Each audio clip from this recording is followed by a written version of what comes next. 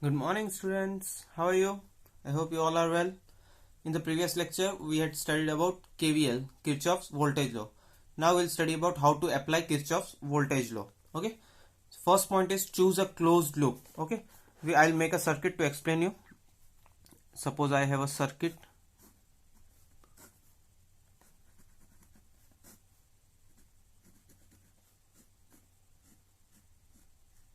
Okay. Suppose I have a circuit.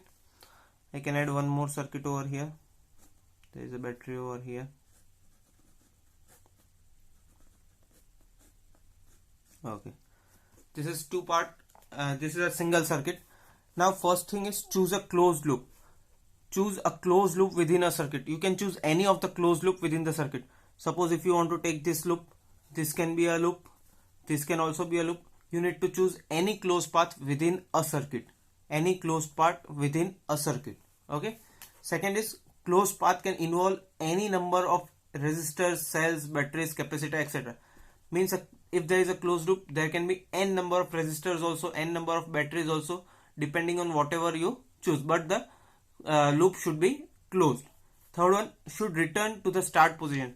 Suppose you are starting from over here, you need to again return back to the same point, because as it is a closed loop, when the loop is closed, only if you come back to the starting point. Suppose you are starting from here, you are moving and again coming back to the same point. At that time only the loop becomes a closed loop, and your starting point and end point, both the points become same.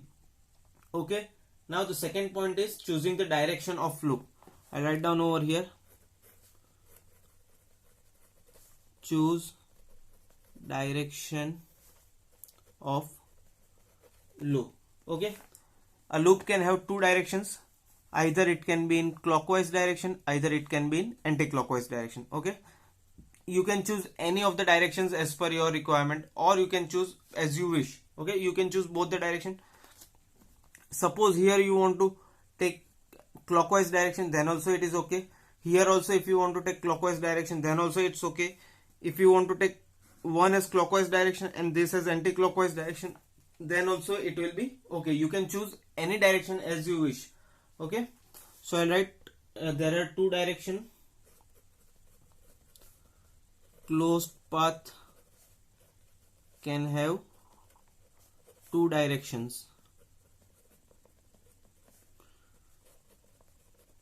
Clockwise and anti-clockwise.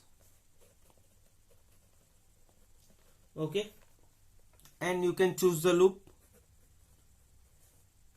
You can choose any number of loop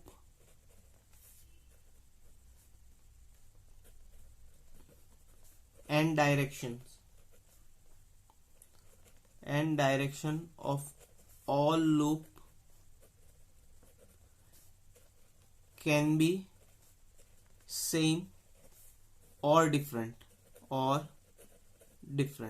Okay.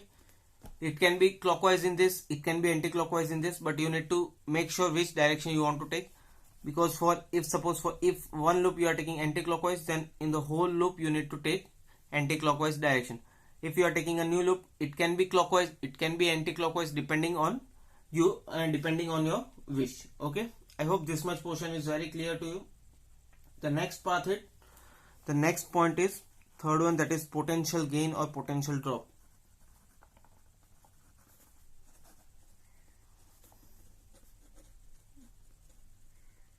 Or you can also say it as the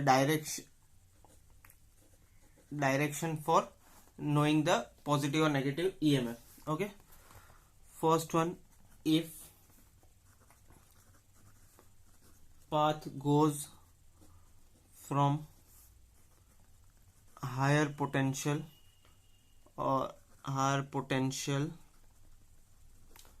to lower potential,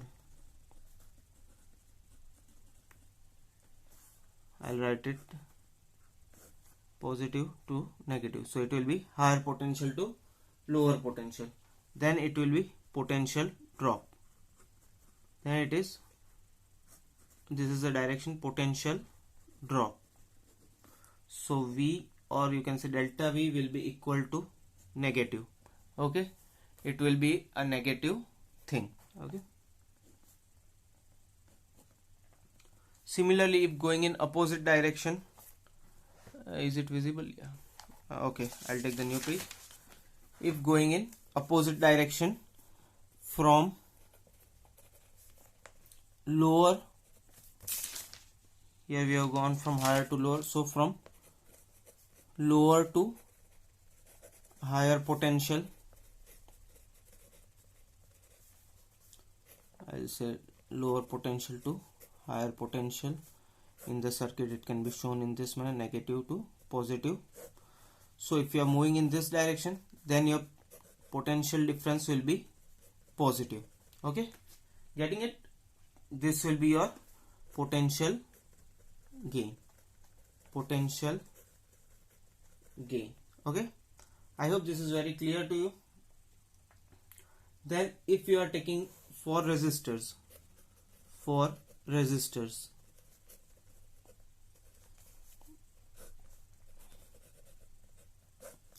if your direction of current, this is direction of current, suppose let this be R, this will be direction of current. Now if you are moving in this direction, that is the direction same with current and resistor, then your potential will be equal to minus, or it will be negative. Okay, if you are moving in the direction opposite to the current, okay, let me show here. If you are moving in the direction opposite to the current, that means you are moving in this direction, then your potential difference will be positive. Okay, let us check this in this thing. Suppose this is my positive battery, this is my negative battery. Okay, negative terminal, this is the direction of the current. Then what will happen if it is moving? Let us take one direction, considering we are going in the direction that is clockwise direction. Okay, for this let this be R1, let this be R2. Okay, just now we will not consider any capacitance over here, just to simplify, just to give you an example, as there can be n number of capacitors or n number of resistors or anything. Okay, now we are moving from lower potential to higher potential. Okay, we are moving from lower potential to higher potential because we are starting in this. Let us first decide any point from where we want to start. You can start from here also, you can start from here, you can start from here also, or you can start from here. You can start from any point, but just for the sake of simplicity we'll take this point. Okay, this is let me write down as, this is just for explanation, S as starting point. So now if we start moving this in clockwise direction, what we'll do, we'll go from, pass through this battery, that is from negative to positive, from negative to positive, no, this is positive to negative, so from negative to positive it is positive. Okay, so we'll take plus V.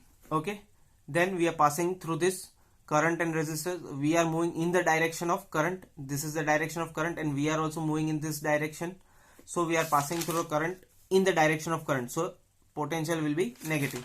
So next will be minus I R1. Again here we are moving in the direction of the current, so it will again be minus I R2. Okay, then we are moving over here and we have again reached the starting point, that is also our end point. So the algebraic sum will be equal to 0 according to Kirchhoff's second law. Okay, this is very important in solving the circuits. You need to keep in mind this, how this comes. The sign convention is very important. Okay, so I hope this much is very clear to you, the sign convention. In simply we can write, when you are moving from higher potential to lower potential, there is a potential drop, that is the potential is negative, and when you are moving from lower potential to higher potential, there is a potential gain, that is in positive direction. And when you are moving in the direction of current, your potential is negative. When you are moving opposite to the current, it is negative. In direction of current, okay, this is positive, and if you are moving opposite to the current, okay, then it will be positive. Okay, I hope when you are moving in the direction of the current, it is negative. When you are moving in the direction of current, it is positive. This sign convention will be very useful in deriving the next theory also, and much of this application is in numericals, and we are going to start the numericals also in very short time. Thank you. Have a nice day.